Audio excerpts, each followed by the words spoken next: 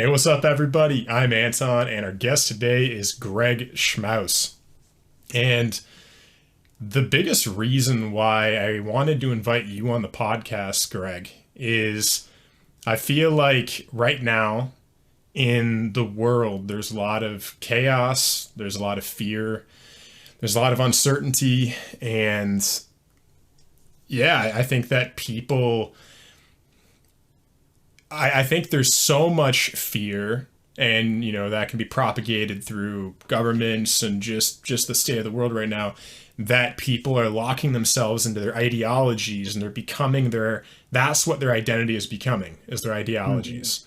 And Mm-hmm. I've seen it happen with friends of mine. I've even seen it happen with myself at certain times in my life, where the fear grips me, and then I turn into, all right, it's either you're with me or you're against me. Mm-hmm. And I've seen that just play out everywhere in Mm-hmm. society nowadays. And I think that the biggest thing that I want to do is I want to, as I told you before, unite these polarities, but no longer do that by hiding. I think a lot of the time when we're trying to bring people together, we end up making ourselves feel small in the hope that we can be this crossing ground, and we end up in some sense being out of integrity, being walked all over because no one knows who we are. We don't know who we are. And what I love about you, and since I've been following you for about a year, is that I love how you are open hearted, you're kind, you're very rational, you're very logical, you're able to detach from situations in yourself. And at the same time, something that is inspiring to me is your ability to do all of that and see the big picture while also not being overly polarizing. You'll say the truth. You'll say, this is my perspective on this issue, this is my perspective on that issue. But I love that you don't cause unnecessary wars between people by the very nature of the way you speak.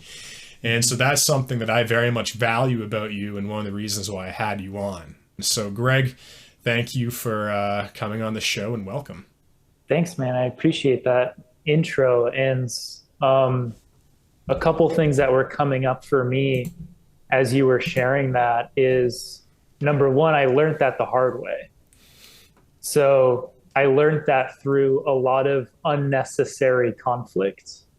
Not that conflict is bad. I think there's tremendous value in conflict, but it's like the unnecessary back and forth that's very stressful and is not going anywhere because both parties are in this sympathetic fight or flight state, where I realized that you can never engage someone who's in a sympathetic state and actually have a productive conversation, or you can never engage someone when you're in a sympathetic fight or flight state and actually have a productive conversation. And so my mantra lately has really been, don't try and change their mind, shift their state. And once you can shift their state, especially on the level of the nervous system, then you actually open the door for a new perspective. Because when someone's under stress, they're going to attach to what they know. It's like a survival response. It's the default mode network of the brain, or the root chakra energetically, which is very much based in like tribalism and like needing a sense of belonging to something greater than yourself, which in these times might be a belief system or like a political party. So it Mm-hmm. really comes down to like the state of our culture's nervous system. Like our collective nervous system is so out of balance with all of the stress and the overstimulation that for me, my main priority has been shifting the nervous system to then open the door for some new idea. This is why, my mentor, Paul Chek, says when you're running from a lion, don't throw in a cartwheel. And what he's saying is like when you're in survival mode, like running for your life, anything that's creative is a threat to your survival, Wow. right? So you shut down all creativity, and creativity equates to a new idea. A new idea would be a creative idea or novel thinking. So when you're under stress or you're in survival mode, and remember, that stress could come from anywhere. That could be financial stress, relationship stress, nutritional stress. The stress response in your body is not compartmentalized. So you could have an argument with this is very common, like have an argument with someone, have like tremendous conflict in a relationship or in a conversation. And it happened just because you're low blood sugar. Wow. Like just because you ate too many carbohydrates in an improper ratio to like fats and proteins, that you're on this blood sugar roller coaster, you have cortisol pumping through you, and now your perception of the world is coming from a place of stress. So that's where even just like getting people to manage their blood sugar better could like change the world, because it actually brings them back into a parasympathetic state where they feel safe enough to have an honest conversation. Wow. It's so easy, isn't it? But at the same time, it's like, yeah, we lose it. And something that came up with me when you were speaking is, man, it is so true that when you are stressed, like creativity doesn't flow. And even happiness doesn't flow. Joy doesn't flow. I've been in situations, I'm sure you have too, where maybe you're living with a parent, you're living with a partner, a spouse, and you're not getting along very well. There's a lot of tension, there's a lot of fighting. And, when I've been in these situations for a prolonged period of time, you end up going into a depression. A lot of the time I think we think of depression as in a disease. It is this like thing, like a virus, like it comes in and now you're depressed. You've caught depression. But, at the very simplest state, depression is just a state of depression. Mm-hmm. It's like you're, as you would say, like your nervous system or the way you interact with existence, the world, the universe isn't depressed. There's less bandwidth. There's less room for dynamics. It's always just gray. And I remember being in that state a year ago for 9 months. Very stressful living situation, where my creativity was definitely dwindled. My ability to express myself, I would just wake up and it wasn't like it was overly painful. It was because I had adapted to this heightened level of stress, chronic stress, where again, it's like, you eat McDonald's every day for a year and you don't feel bad anymore. Because your body has to adapt to this new thing. And it's like, okay, we can't feel terrible every time we have a cheeseburger anymore. Let's just minimize that threshold. And so you just always feel a bit blah. And I think that from my perspective, and I'd love your opinion on this, what have been times in your life and what have you noticed about living in a state of chronic, you can call it low to moderate level stress? How does that impact your joy, your happiness, your creativity that you've noticed in your life? Well, when you're living in a constant state of stress, you're never settled in yourself. Like you're always outside of yourself. Everything is so externalized. So we're always looking for things outside of us to either escape into, to engage in as a way of disengaging parts of ourselves. So we're always running from ourselves, so to speak. It's kind of like the feeling of anxiety. Anxiety is like this huge epidemic right now. It always has been, but the last few years have kind of magnified it. And if you think about what anxiety really is, it's the attempt to try and escape yourself. It's the attempt to try and bypass whatever it is that you're actually experiencing inside of you. This is why I just released a video that asks the question, I think it's on YouTube, also on Instagram, is anxiety actually a feeling? Wow. And what I explored in the video is anxiety is not a feeling. Anxiety is the avoidance of feeling. So a lot of the chronic stress or anxiety is not actually a feeling. It's how you try and avoid a certain feeling that's uncomfortable. Like a lot of people with type A personalities that are workaholics that are kind of like feed on this like low to mid level of stress like all day, every day. It's actually like a great avoidance strategy. It's almost like a socially approved avoidance strategy or socially approved addiction. There's actually a huge addiction to stress Really? in our culture because if you think about it, our culture is really based on um, consumerism and progress, right? And if it's based on consumerism and progress, then resting is a threat to that. So always doing and producing, there, that's the word I was looking for, consuming and producing, right? Producing and consuming are the two things that our culture is addicted to. So if you're in a constant state of stress, it's because you're in this constant loop of consume and then produce, consume and then produce. You produce more, so then you can consume more. You consume more and then you produce more. So it's just like this kind of like vicious loop or cycle that you get caught in. But in reality, that's what the ego is addicted to in order for its own survival. Right? If you're not consuming something or producing something, the ego is almost experiencing like this subtle death. When you actually sit quiet with yourself and not engage anything other than, let's say, your breath in a practice such as meditation, you start to feel all of the feelings that you were avoiding by consuming and producing. Right? So it might be sadness, it might be grief, it might be fear, it might be anger, it might be some emotion that feels uncomfortable.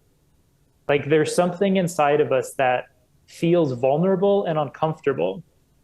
And therefore, we use stress as an externalized addiction.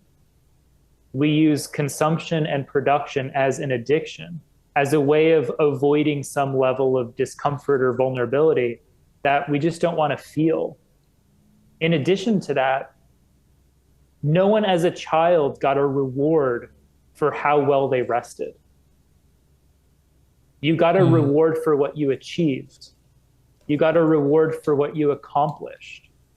So if you're not achieving or accomplishing, and that's the only way that you feel socially approved of or recognized and validated by friends and family, and as soon as you actually stop doing, your whole sense of self is now threatened. It starts being deconstructed. So we're actually addicted, if you want to now look at it from the highest vantage point, we're addicted to stress to avoid the deconstruction of an ego. Because once you stop doing and once you start being, and I don't mean that in kind of like the kind of woo-woo, just like airy fairy, like throwing out some like, you know, sexy like statement there. It's just when you actually stop doing and you're just like being with yourself. Like the whole structure that you built your identity on is gone. So that's why we get addicted to stress to maintain that ego structure. Yeah. In my delusional opinion. Dude, I feel that, man. When you were speaking, Yeah, I've done it so many times. Yeah, I did it yesterday. Yeah, we all do it. Yeah, on some level. Yeah, I you know when you were talking about this, we live in a culture of consumerism and productivity. Dude, that hit. That hit, and then yeah, the ego needs to survive through what is accomplished and what its value is to society and other people, and even to itself. It has a value to itself that it needs. And I know, you know, and the society does propagate this, that I have a deep fear of, like, I'll have anxiety attacks, not deeply, but just really low level. Maybe anxiety attack is not the right word. I will be very aware of my content schedule, how often I'm putting out content, and if I have a lull, especially like a podcast, because you have to set these things up. I have to get in contact with you. We have to meet. I have to schedule it. All these things. It's very time consuming. And so let's say I don't have a podcast that week. It's like, I feel like even the society of Instagram, YouTube, like these are almost societies. Like these worlds, like these social media networks are like meta societies that you're part of and that you belong to. And especially when you're on the content creator journey that I'm on, that you're on, as someone who posts on Instagram and YouTube, it's like, I'm sure, potentially, I don't know about you, but there's definitely this awareness in the back of my mind, like I have to give people content every single week. If I say I'm going to give people content on Tuesdays, I got to make sure I give people content on Tuesdays. And sometimes, especially when it comes to creativity, is like, let's say your dog just died, or your wife just died, or you just broke up. And it's like, the nature of what we do is we're, in some sense, I guess you could say, selling ourselves, we're in this consumerist society, we're selling our product, and the product is ourselves. And part of that product, like, part of my brand, we all have a brand. Anton Czachor, my brand is warmth, positivity, vulnerability, and let's say reflection. Those are the, if I would ask my audience, why do you come and watch me? They'd probably be like, oh, you're really warm, you're really kind, you're very vulnerable, I feel very safe around you. Let's say my dad or my mom just died. I'd be in a very rough place. And maybe I wouldn't want to create any content. And then I have the added stress of, if I don't hit the content on the day I promise, I'll let down my audience. And not only that would be simple. You know what I mean? I could just be like, hey guys, I'm going through something. I'm not able to post today. But then there's also there's the punishment baked into the entire system of, if you don't hit a certain criteria on YouTube, it takes you out of the algorithm. And then it punishes you for not being consistent. And it's like, consistency, there's a benefit, there's a beautiful benefit to consistency. But at the same time, like you said, we live in a society of consumerism and productivity. It's like you're always on. You can't turn off for very long, because then your entire existence, your income, everything is punished. And so when you were talking about all of this, there's a part of me that feels that very deeply, everything you just said. And there's a part of me that sometimes, Greg, I wish I could just go into a cave in Costa Rica or Tibet and just escape everything and reset and take the pressure off for a moment and just disappear. And again, kind of like what you said, this society literally baked into the fabric of what it is, of consumerism and productivity. It doesn't reward, and it punishes. It allows, but it punishes that time of rest, reflection, hibernation. Mm-hmm. And so this is just all about this point I'm making of, what is your perspective on our society from that context?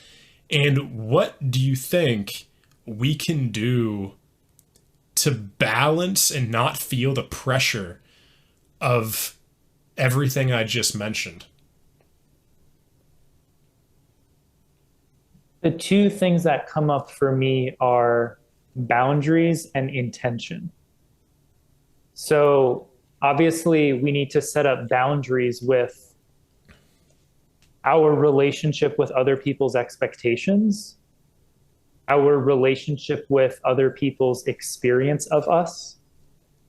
And a lot of times, when we haven't fully individuated yet, we're so trying to micromanage other people's experience of us, whether it's your brand, your image, and this extends from your personal one-on-one relationships into the collective on social media. If you look at social media and politics, look, if you start with social media, it's all about how many likes you get. If you look at politics, it's all about your approval rating. Yeah. You see, likes and approval are the measuring stick that we're using in society to measure people's success or, image, whatever you want to take a look at. So you see how that's all externalized in terms of how other people perceive you.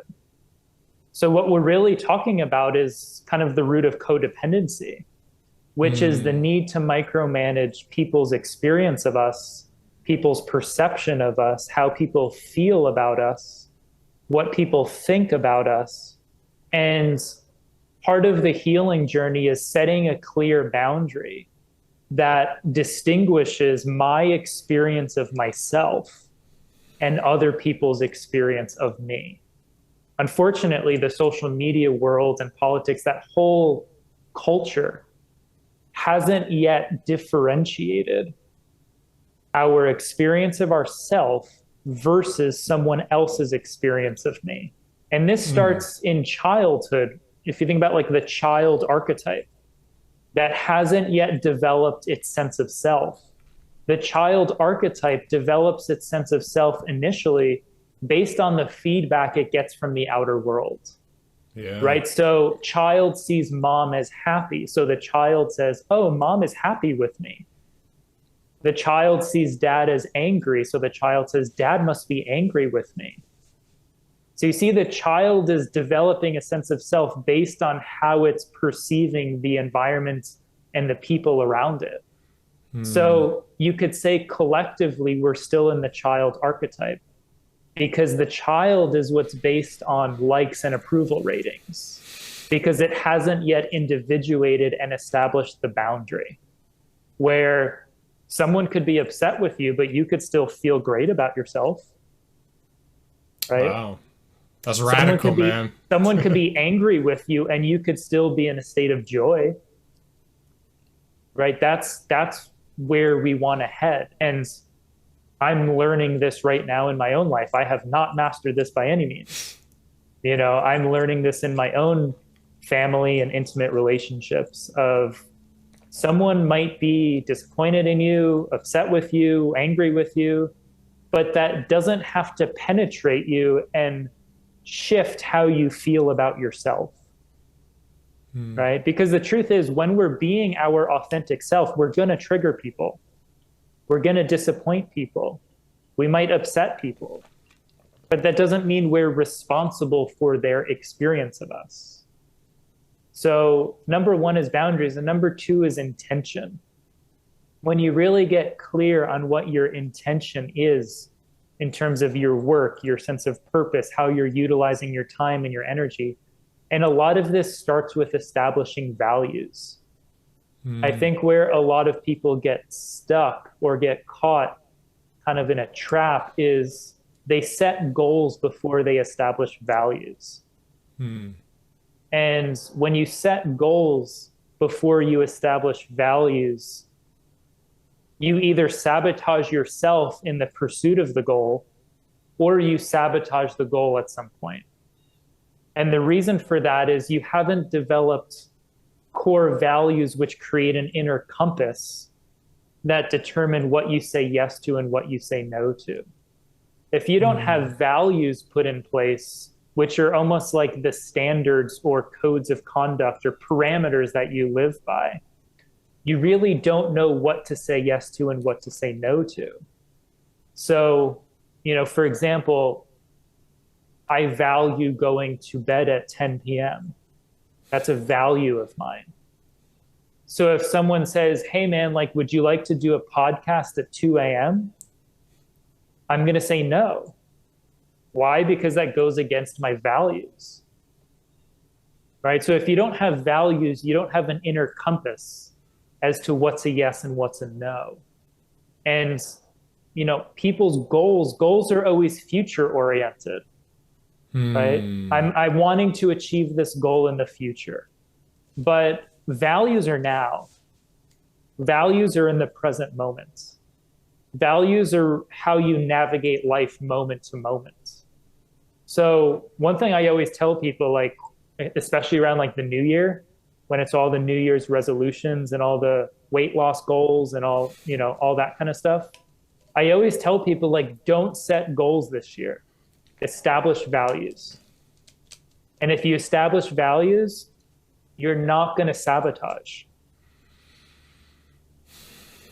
But if you only establish goals and you don't have values, you will sabotage every time. You will either sabotage the goal or you will sabotage yourself in the pursuit of the goal, right? Like if I have a goal of reaching 100,000 followers, and that 2 a.m. podcast is something that might gain me a few followers, and I don't have values around my, self-care, like sleep, for example, I might say yes to that just because technically it's in alignment with my goal, but it's not aligned with the values that I have. So if I don't have those put in place, I don't really know what my intention is. Kind of still have blinders on. Right? Yeah. So boundaries, intention, and core values, I would say are the missing ingredients that we all need to reclaim in order to engage all of these aspects of our modern technological world consciously and intentionally and in a way that we're not losing ourselves in it. Yeah. Yeah, that all resonates. Yeah. I can, I know one thing that you love to talk about, and we'll jump into this pretty soon, is archetypes, and specifically the 4 survival archetypes. And I know one of those is the prostitute.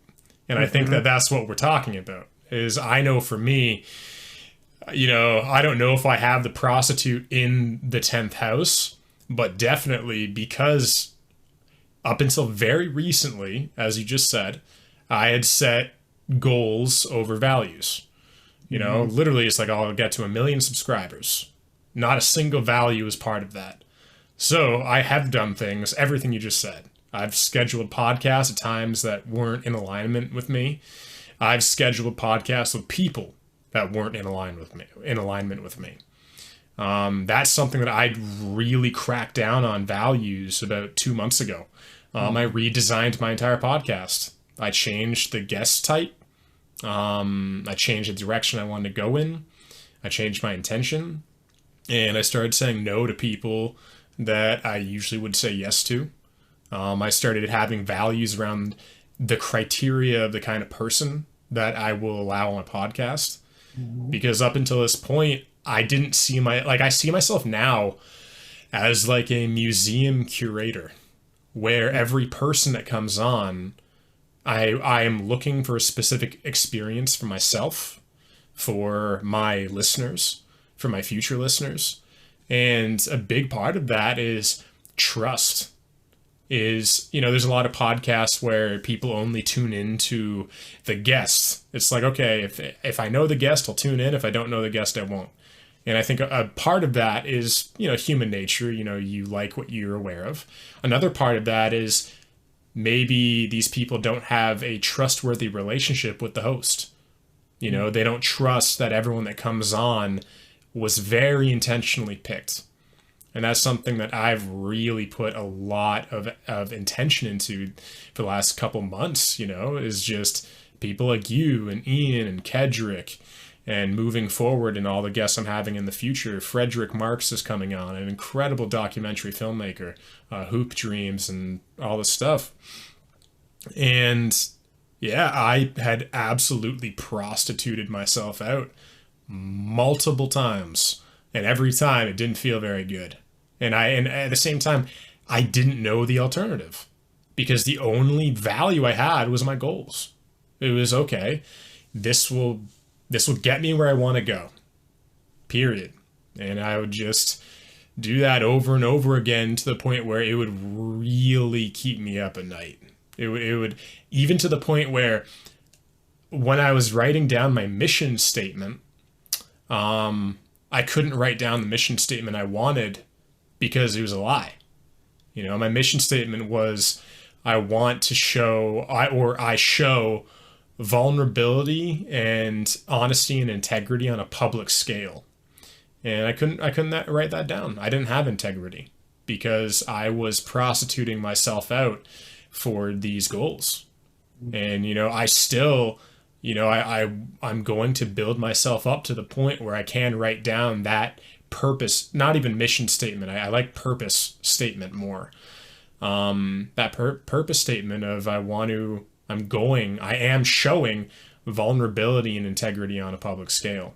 Because I think that is, as I mentioned to you, one of the things that is vastly missing from our world right now, I believe, is vulnerability. We all show it in little amounts to each other in our relationships and our friends, but as soon as we get to the public sphere, people are terrified. People are terrified of being not the guru.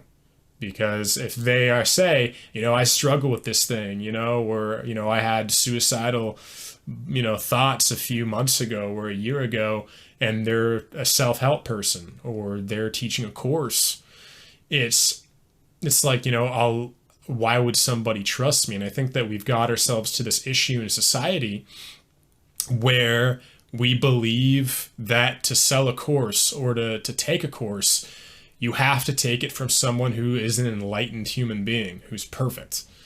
And the issue is anyone who tries to be vulnerable has now, in some sense, because the dominant paradigm is take courses from people who completely have their shit together.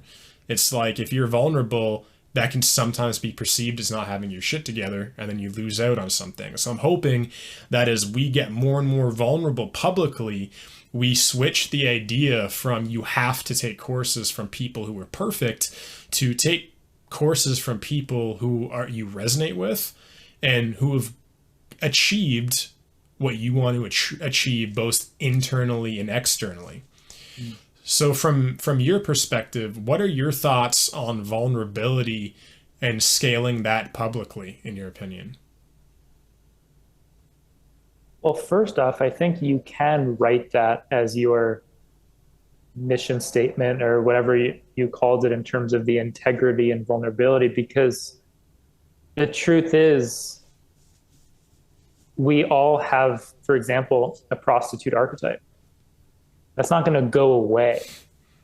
But the fact that you acknowledge it and can say, yeah, that lives inside of me, and I could see how that's played out in my life, that's full of integrity and vulnerability. I would say, there's a lot of people in the world, especially in business and finance and politics, that would never acknowledge their prostitute archetype. That's not integral. Integrity and vulnerability is, yeah, I got that shit too. And I've played that shit out all the time. And, I think that's the person that you want to trust. The person that could see their own shadow and share those parts of themselves with an audience or with the world. Like, that's the person you want to work with or follow. The person who pretends like the guru who pretends to be enlightened is usually hiding a lot of those archetypes and a lot of shadow material. And there's a lot of kind of spiritual perfectionism, a strong spiritual ego in our culture, where our ego just takes a lot of new age spiritual holistic ideas and uses it kind of for its own purpose, right? The ego uses it for its own purpose. And what we really want to look out for is where we're using a lot of these concepts as a form of self-preservation, power or control. And I think you embody that integrity and vulnerability, not because you're not prostituting yourself, but because you're willing to look at the prostitute inside of you and say, yeah, me too. That's I think what we all need more of. And I think also people on a superficial level like that guru, that, spiritual ideal that they think they're looking for, but what they're really looking for on a soul level is someone to connect with, someone to really have a connection that they feel as though like, oh, I'm not walking this journey alone. This person might feel the same way I feel. I think this is a lot of the reason that people wound other people, or people might cause pain in other people. What we might call as evil or the perpetrator is because a lot of times when we're in pain, we feel alone, we feel isolated in our pain. But if we can cause another person pain and they're feeling the same pain we're feeling, we actually created a bond. Wow. We actually created a connection. And I think that's what we're all really looking for. Sometimes we just go about it in a not so healthy way. We're all looking for connection, a bond, a sense of belonging, a secure attachment to someone or something. And unfortunately, we're doing this very unconsciously sometimes. And the truth is, it's because a part of us doesn't feel safe. And when we don't feel safe for whatever reason, whether it's childhood trauma, financial issues, just chronic stress, whenever we don't feel safe, we always revert back to those survival archetypes, right? Because when you don't feel safe, you're in survival mode. So the survival archetypes are what you go back to. So, I remember being like a 9-year-old boy prostituting myself.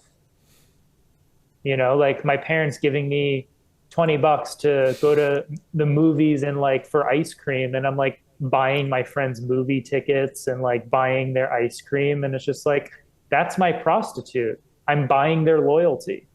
Wow. Because I felt insecure in myself. I felt, unsafe in social situations because I never really expressed myself fully, never felt really confident in actually connecting with human beings. So that was like, by 9 years old, I had my prostitute archetype, like front and center, you know, using money to manipulate relationships.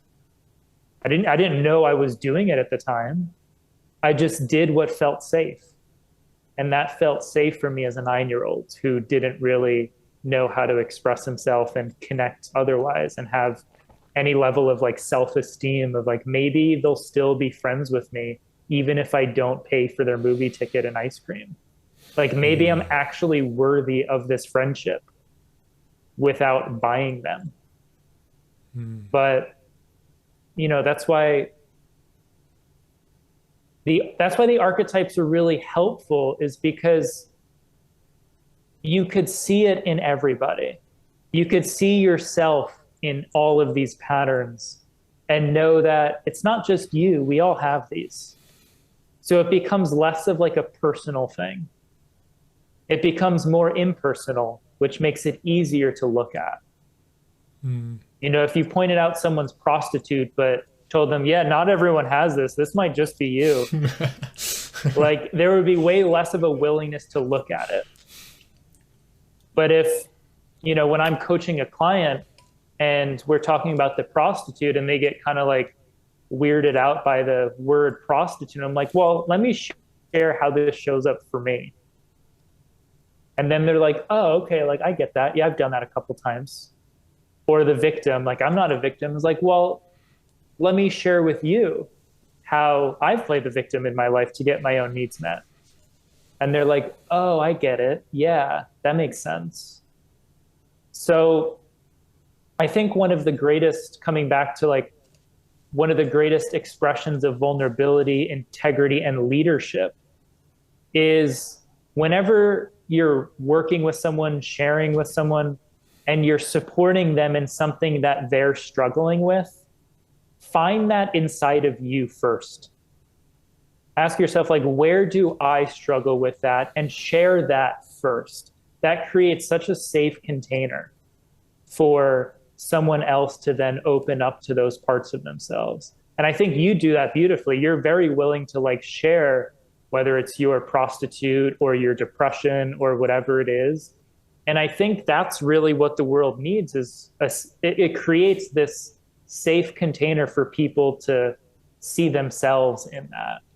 And when we started, you were sharing about like a lot of the the chaos and the fear in the environments and in the collective, like with the pandemic, you talk a lot about it being like an inside out game. You know, very recently in my life, I've connected with the fear inside of me, the chaos inside of me, the uncertainty inside of me. And it could be very easy for me to like point it out like in the collective and not say like, okay, well, where is that existing in my own body, in my own psyche, in my own home, in my own relationships? And you realize that the world is always mirroring back to you some aspect of yourself. So the fear, the chaos, the uncertainty, you know, the codependency, all of that, like the last few years have been a firewalk for all of us collectively, but really the collective is just an accumulation of a lot of individuals who are playing these patterns out in their own personal life. And that's where it becomes a great healing opportunity. Whether it's the anxiety, the fear, the depression, is like all these things are coming up for a reason. They're coming up for our own healing and evolution, not because there's something wrong or there's some like pathology that we have to label and diagnose ourselves with. I think once we can like let go of this kind of diagnosis labeling mentality and just see everything as, what is this here to teach me? You know, or what am I being called to step into? Or what am I being called to let go of? A lot of depression is really when we're being called to let go of something. Really? When we're being called to let go of an old version of ourselves. And the depression is actually the death of an old version of ourselves. Right? You could see depression almost as a seasonal thing, not in the way of like seasonal affective disorder like people think, because it's like not as light out or not as warm out. It's no, like winter is a time of death. Spring is a time of rebirth. Summer is a time of growth. Fall is a time of integration. And a lot of time we think something's wrong with us, and we either run to the doctor or run to a coach or run to a therapist. It's kind of like if a tree had an ego and all of a sudden all the leaves are falling off the tree. And the tree's like, what the hell is wrong with me? And then the tree hires like a coach and it does all of like this work on itself. And then comes springtime, like the leaves start growing back and the tree's like, yes, like I did it. But the universe is like, yeah, that was going to happen anyway. If you just allowed the seasons to happen and the rhythms to happen and the cycles to unfold. So we're always working through cycles. And remember that when we're always consumer-based and productivity-based, we're always in linear time. Exactly. And we don't see the cycles, right? We don't see the seasons. We don't see the cyclical nature of time because productivity only exists in linear time. Consistency. Right? Yeah. It's like this instead of this. I don't know if people can actually see me. But yeah, I was people drawing watching a straight will. line, and then I was drawing a circle. So it's very interesting how if you peel back the layers over and over again, you arrive at these very simple truths, which is all of our pathology is really rooted in our perception of time. If we let go of linear time and stepped into cyclical time, how much of our pain goes away? How much of our fear goes away? How much of our uncertainty and stress goes away once we start honoring the seasons and cycles rather than seeing everything so linear? You know, a lot of the reason we avoid depression or avoid anxiety is because of our ego's perception of time. It says, well, if I'm feeling depressed, how long am I going to be feeling this for? Like a day, a year, 10 years? And that creates a lot of fear and resistance to actually surrendering to it. Hmm. Where if you're like, yeah, this is just a season, but it's just going to like pass through just like a weather system, then all of a sudden you're like, all right, I'm cool with this. Like, and then you're actually in a state of surrender and acceptance and you move through it a lot quicker. Hmm. But since this ego is like, oh, if I let this feeling in, what if it never leaves?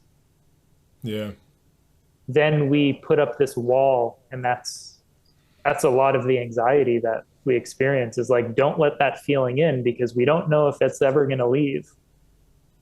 But if you see things through cycles and seasons, then there's much less fear in letting something in because you know it's just passing through.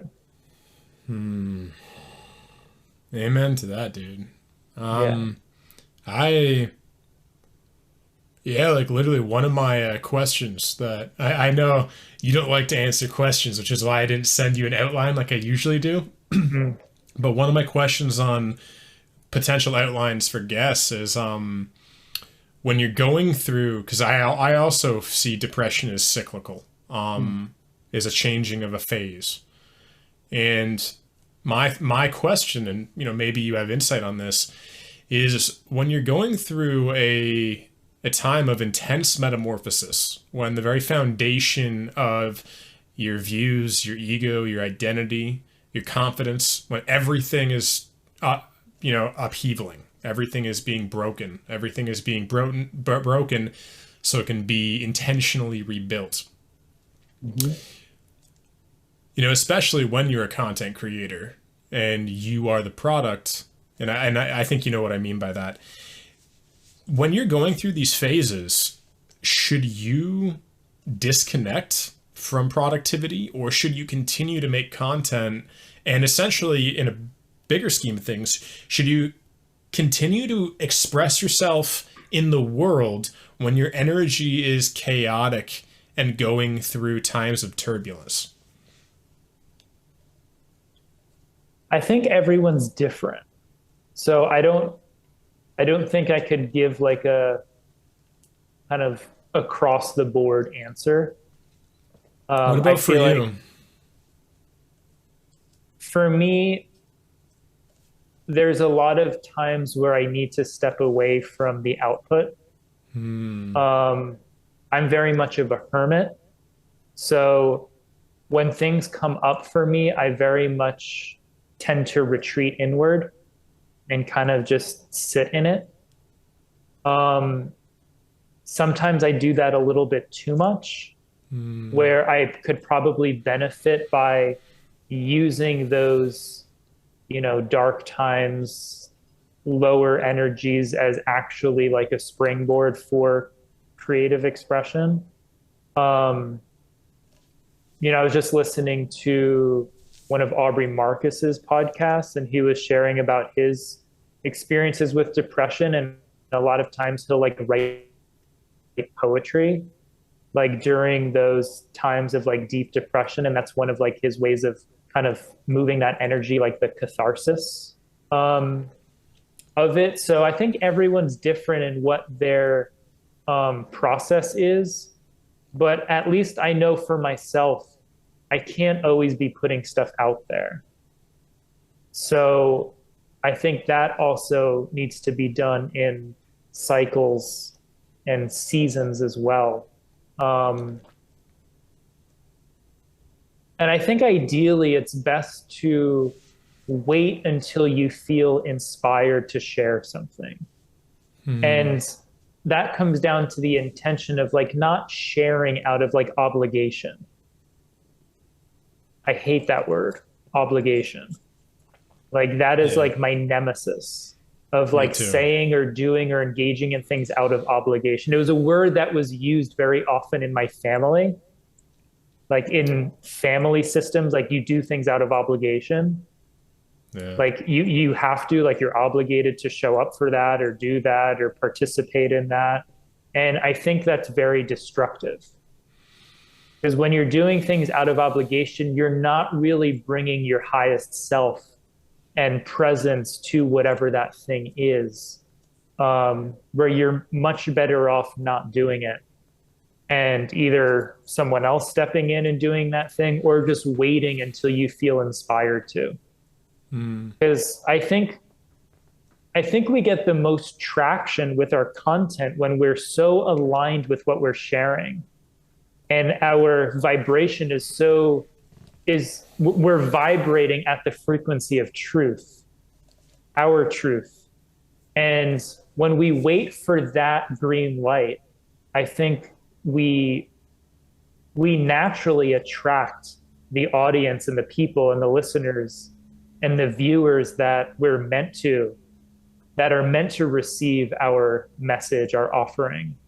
So that's something I'm really working on in myself, is really just expressing and creating what I feel inspired to now. And like not planning things out as much, like not, you know, just being very present with what wants to move through me today, this moment. That's why, you know, I've stopped like asking for like questions and outlines for podcasts. And I've very often, like, I won't actually prepare in the traditional sense for a podcast or even a coaching session. Really? A lot of times, well, what I've noticed after years and years of preparing for coaching sessions is,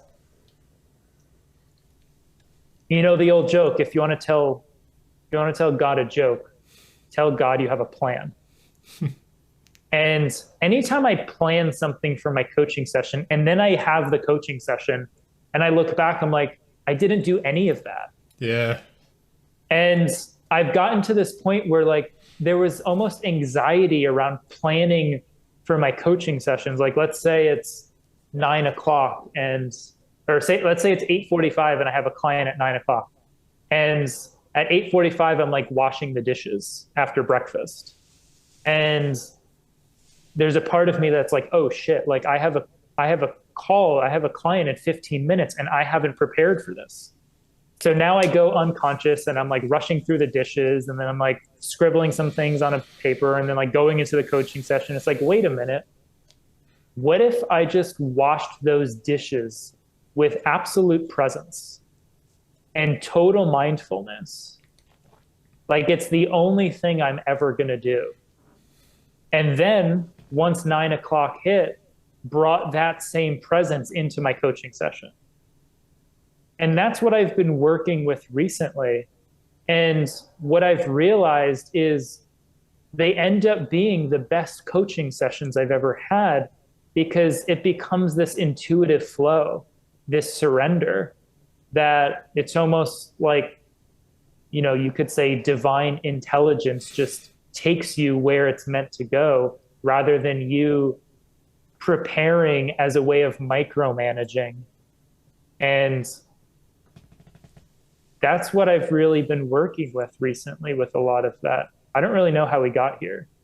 It doesn't matter, man. This is cool. but it's really about it's about like the content creation and when it's time to like dial it back, when it's time to, and you know, my work is really right now in my own life about presence. It's like, I have no idea what I'm going to produce tomorrow, what I'm going to create tomorrow. I just know what I'm going to share right now. And you might say there's a light and shadow side to that, but I'm really working with the light side of it, because I've spent too much of my life trying to micromanage myself, trying to control reality, and that ending up showing up in my content, and it doesn't end up being like my best stuff. Yeah. So that's where I'm at with that question. Thank you. Yeah. Thank you for sharing that, man. Absolutely. Yeah. Yeah. I feel that exact same thing. I micromanage everything, and it's out of a lack of trust. I don't trust myself enough to a degree that I can.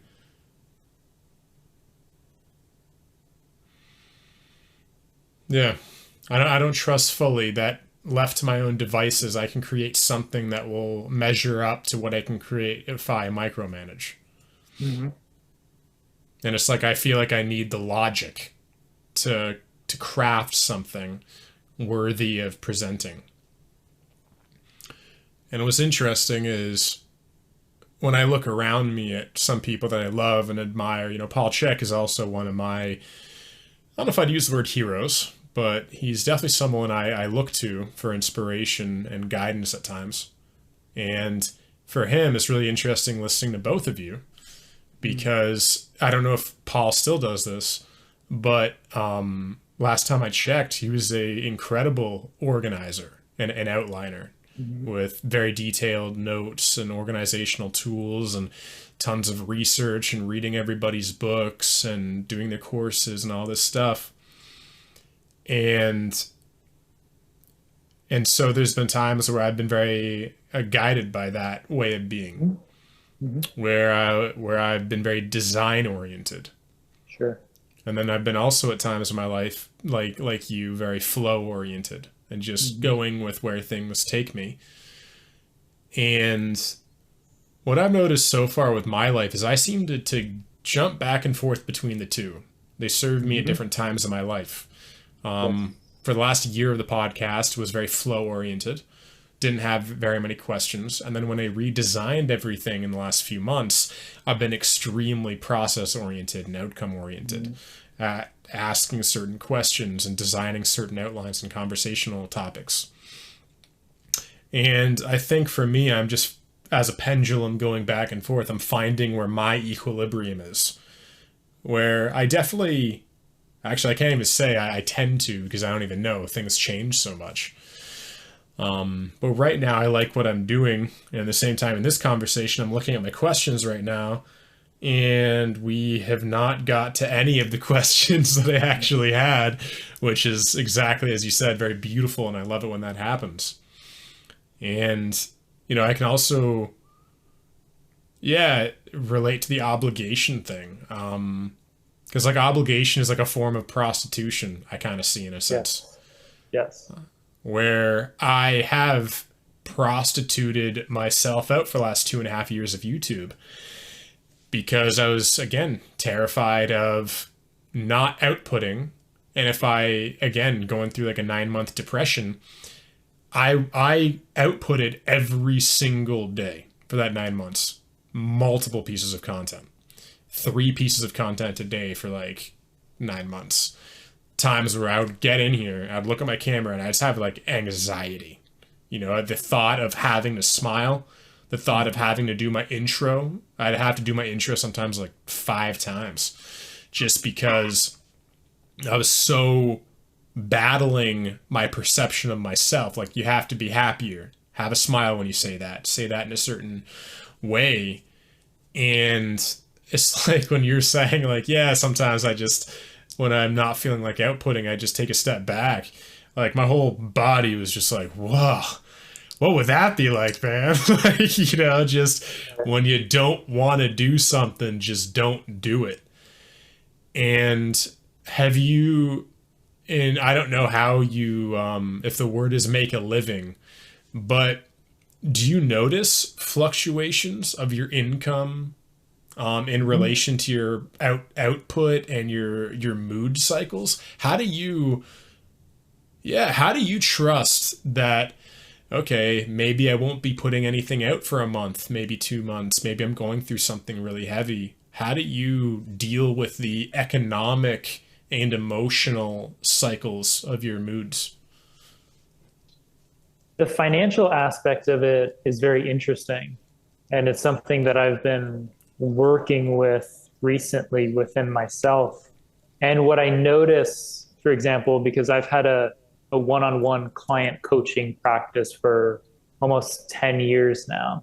Wow. And over the last couple of years, what I've noticed is whenever there's some sort of shift happening inside of me, some sort of transition inside of me, I notice this period of a lot of clients on my schedule clearing out. And then there's like a couple of weeks, maybe even a month, where my schedule feels pretty empty. Wow. And then I'm coming out of that transition into, you could say, a new version of myself. And then all of a sudden, I get this wave of new clients. And what you realize is a lot of this is being divinely orchestrated. And it's way grander and more interconnected than you could ever imagine. And the truth is, like, as a podcaster, as a coach, people are coming to you for a certain reason.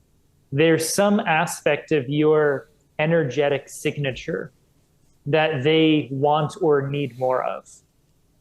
But as soon as you start changing and evolving and your energetic signature starts to change, a lot of those people start to pull back. Wow. Because energetically they're not getting what they need anymore, or they got what they needed and they're ready to move on as you are moving on from that version of you as well. So all of a sudden you might see like this decrease in views or like this decrease in clients on your schedule. And then all of a sudden you go through some sort of death and rebirth and you evolve into a new version of yourself. And all of a sudden people start gravitating back to you. And it's the new people that are now ready for the new signature that you have to offer. So it kind of ebbs and flows like that. And of course, you know, your income is going to ebb and flow like that, especially for me, where most of my income is based in my client coaching practice. So if there's a month where clients are clearing out because I'm going through a transition process, then yeah, I'm going to make less money that month. And then it's going to pick back up the next month because I'm stepping into a new version of me. And there's a new demographic that are kind of in co-resonance with that. But that being said, even though I'm consciously aware of that, because I've observed it many times, it still brings up anxiety of like, holy shit, where did everybody go? Yeah. I have bills to pay. Yeah. Right. So I think where I've had to really check myself is to make sure that I don't prostitute myself during those times, needing to force the financial piece. Wow. And I might step out of my values in that moment because it's really fear driven. It's based on kind of a scarcity mindset, which those are the times where it's easy to shift into those survival archetypes. Wow. So that's what it looks like for me. Also, I just want to share two things that were coming up when you were talking about where you were kind of finding this balance between like the structure and putting the outlines together and then just kind of ebbing and flowing is, you know, I've spent a lot of time with Paul, so I've observed a lot of the way he operates. And if you think about kind of the irrational right brain kind of creative flowing nature on, you know, one side, and then kind of like the rational logical kind of structured other polarity, one thing that I learned from Paul, which I think he embodies beautifully, is the difference between structure and rigidity. Wow. There's a big difference between structure and rigidity, where structure is what creates the container for you to feel free. But rigidity is where you actually paralyze yourself out of fear, right? So Paul will create a structure for the podcast. But then when you get into the podcast, obviously Paul can go off in a million different directions. that's why his podcast could be like 27 hours long. Yeah. Right. His outline is the structure. It's the container for the conversation. But within the container, there's freedom and flow, where rigidity does not allow for that to happen. It's too restrictive, right? So that's one thing I think, really differentiating structure versus rigidity. And then you see this a ton with like people's exercise programs, people's diets, a lot of like the perfectionism. They're like, oh, this is my plan, this is my structure. Like, no, you're just very rigid. That's you're not free in that. That's not structure, that's rigidity. But structure might be, I have an exercise program, but based on how I feel every morning, I'm going to adjust it a little bit based on, what I'm experiencing in my body and my energy levels. I might do 3 sets instead of 4 sets, or, swap out an exercise here or there just to adapt to where I'm at that day. That's structure with freedom, with adaptability, right? That's not rigid. And then also the last thing is something that I've been really working with recently, which is when we're ebbing and flowing with life, there's a positive aspect of it, and there's also a negative aspect of it. The positive aspect of it is being in what's called intentional flow, where you're in a flow state, but you have intention. The opposite of that would be what's called chaos flow. Chaos flow is, for example, like when you go on your phone and like this pops up, so you click on this. And then all of a sudden, like you're watching this, and then this pops up, and this was recommended, so you go to that. You're very unintentional. You're actually very unconscious, almost like in a hypnotic state. This is what social media really does. Like it's designed to put you in a state of chaos flow, where you're actually in a flow state, but you're not at the driver's seat. Like you're not at the steering wheel. Right? So intentional flow is when you're flowing with clear direction, clear intention. Chaos flow is when you're in like this hypnotic reactive state, like this unconscious reactive state where whatever is in your environment stimulating you or presenting itself, you're moving with that, but without clear intention. That's where people can get like lost in social media for like an hour and then come out of it and be like, what the hell just happened? That's not intentional flow, that's chaos flow. Right? So just paying attention to those two things, which is this structure or rigidity? And then is this intentional flow or chaos flow? Those are really important kind of frameworks to check yourself with. Yeah. Thank you for sharing that. That was very, very insightful, especially the structure and rigidity. Yeah. Yeah, so it's almost like another word for structure is like intention. It's Sure. like the thing you're creating, the outline, the rubric is not actually the rigid structure of what you're going to be adhering to. It is the intention that you're creating, that you want things to flow, the direction you want things to flow to. Yes. So now in closing, before we finish up, what are you working on right now that you'd like to share with myself and the listeners? And yeah, what is the theme of your life you see playing out right now in the last 3 months? That's a great question. A couple things. The big themes in my life right now are, number one, intentionality. Doing everything with clear intention. That's been, I would say, at the top of the list, which is probably why, we're talking a lot about it today, because it's coming up really strongly in my own life, is really doing everything with full, clear intention. And when you do that, you experience way less stress. So much of our stress comes from doing things unintentionally. And it's a huge source of wasted energy when you're not intentional about what you're doing, whether it's what you're eating, how you're moving, how you're working, how you're speaking. So intentionality is number one. Number two is, there's an old saying, well, a true saying, I don't know how old it is. There's nothing outside of you. And it's just a very simple kind of spiritual truth, which is whatever you're experiencing in your reality is an internal process.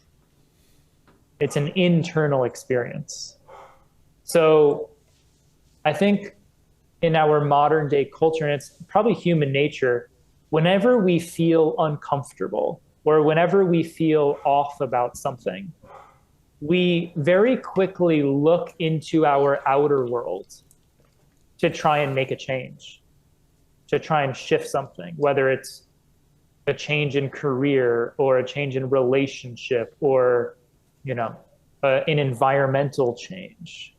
But the old saying, wherever you go, there you are, is so true. So I think in my own life, in the past, I've always been very quick to make changes. Me too. And I've been practicing whenever things that are uncomfortable come up inside of me, to allow that to remain an internal process and not be so quick to try and rearrange my outer life, my outer world, to try and alleviate myself of some internal discomfort. So that's been a big thing for me, is not really trying to micromanage my life as much and allowing the process of life to happen. And that's really just a state of surrender. It's a state of presence. It's a state of surrender. And it's a state of really witnessing what's unfolding without having to always do something about it. Right. And I think some people who are more like apathetic sometimes need to go to the other extreme of like, yeah, you need to take more action in your life. But a lot of us very often are in a process of learning non-action. Yeah. Which is, there's a process unfolding in your life that you don't have to micromanage or do anything about. It's happening, kind of like the tree whose leaves grow back. Like the tree doesn't have to do anything. It doesn't have to relocate itself anywhere. Like the cycles are going to really allow that to happen on its own. So it's been a big letting go process for me, which very often feels like shit. Because my ego feels so out of control and so disoriented when it's not micromanaging every detail or aspect of my life. Another big thing for me, I live with my girlfriend and her kids from her first marriage. So I've never had my own biological kids, but we live as a family unit now. And prior to this, I was always in my own place, my own space, the way I liked it, meditate when I want, my own routines. And I still have a lot of that, but stepping into a much more full environment and much more, you could say, chaos. A lot of my journey recently has been about finding stillness within the chaos, being able to sit in the eye of the storm and not feel victimized by your environment. And that's a lot of where boundaries come into play. That's where a lot of just presence and breath and just having practices to center yourself, like meditation. But the peace that I can find in the monastery, being able to bring that into my home and family life or in the streets of Manhattan and not lose my shit. Where do you live? Do you live in Manhattan? No, I live in New Jersey. Gotcha. Sorry to interrupt. Yeah. About 30 minutes outside of Manhattan. I'm in the suburbs, but I'm just using Manhattan as an analogy. Gotcha. Right.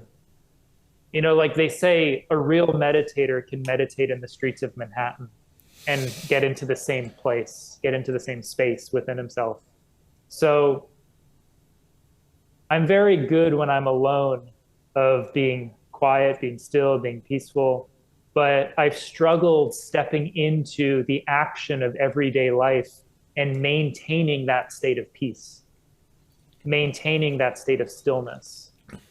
So that's really been a lot of what my work has been recently. It's been intentionality.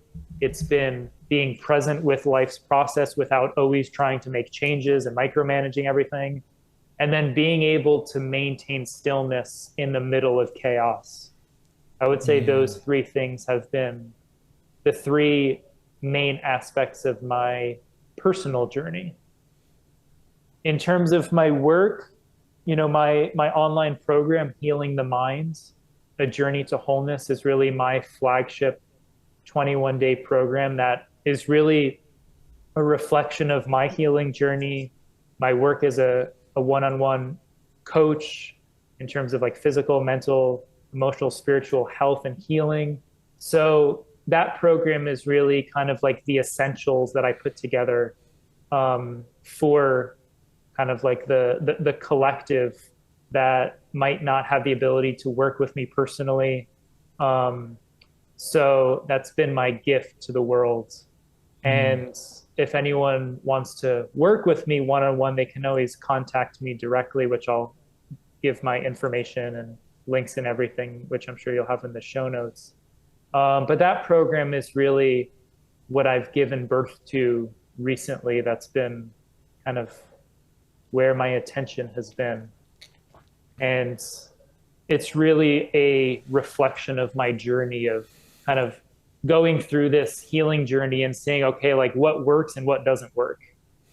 And really focusing on the things that I know work for sure from my own healing, and then working with these tools and practices with my clients, whether it's different meditations, different healing practices, tapping techniques, breathwork techniques, archetype work. That's just really, a lot of where my passion is right now, is getting my program out there as much as possible. Beautiful. And something that actually came up when you were sharing that. Do you know, have you reflected on what you think your unique gift to humanity is?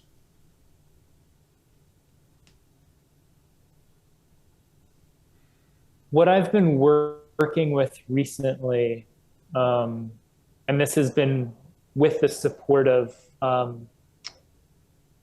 my coaches and mentors, one of my coaches, Bonnie Nicholas, who's an amazing intuitive and psychic healer, she has been guiding me recently and really connecting with that question. And the framework she laid out for me was very interesting. She said, there's teachers of the past, there's teachers of the present, and there's teachers of the future. Teachers of the past, I would probably put someone like Paul CHEK in that category. The teacher of the past is someone who carries all of the wisdom of our ancestors and the past lineages and the sacred rituals and teachings that have been with us for, millennia. And they're like this walking library of wisdom from the past. Literally, with Paul CHEK. Literally. Like I would put Paul in that category. Then you take someone like an Eckhart Tolle, who's just like, or a Ram Dass, who's just the epitome of a present moment teacher. Like an Eckhart Tolle is all about presence. Ram Dass was all about be here now.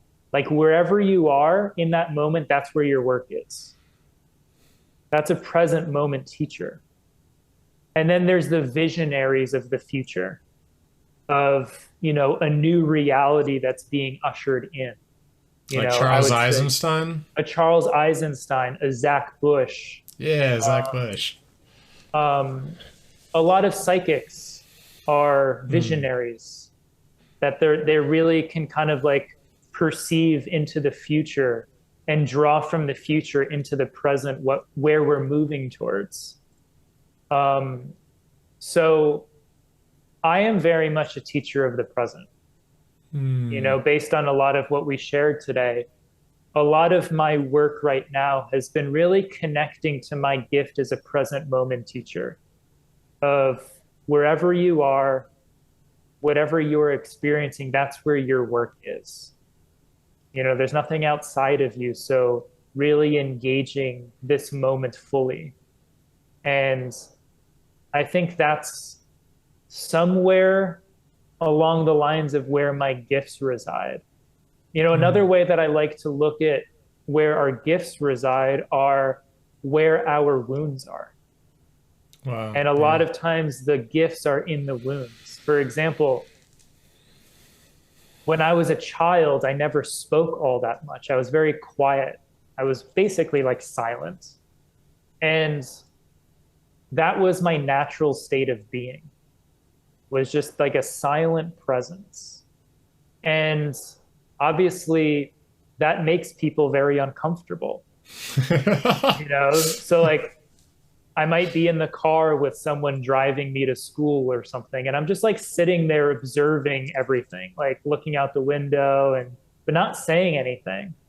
And I remember the question always directed towards me in those situations would be, Greg, what's wrong? So I started developing this wound inside of me and this belief system of my natural state of being of quiet, silent, and observant is wrong.